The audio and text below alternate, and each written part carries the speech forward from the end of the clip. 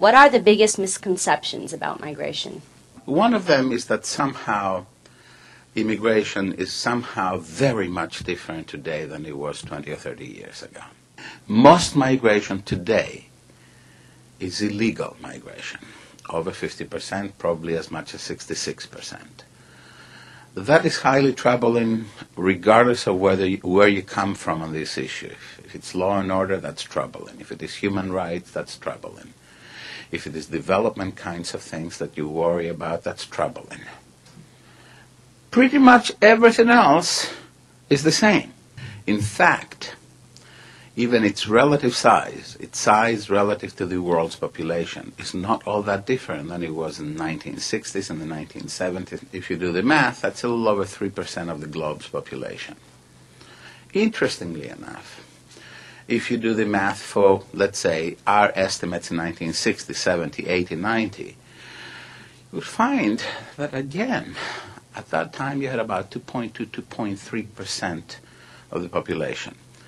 And you would say of the globe's population at that time, and you would say, well, you know, there's a big difference between 2.3 and 3.0. But, you know, if you really don't pay attention to statistics, they'll come and bite you. The biggest jump in the statistics of international migration was not a big jump in people who moved, but it was because the former Soviet Union dissolved.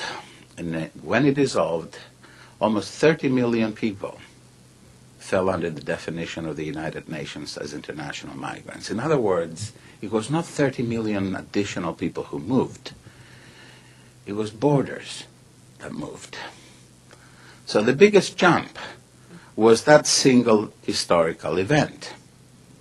Now, that's important because if you take 30 million out of this, let's say, number of 200 million, then you really come up with people who are on the move that are only about 2.5% of the world's population, which is an evolutionary change rather than a revolutionary change. So right then and there you have sort of a, you know, one of those unusual kinds of things, you know, that perhaps gets people's attention.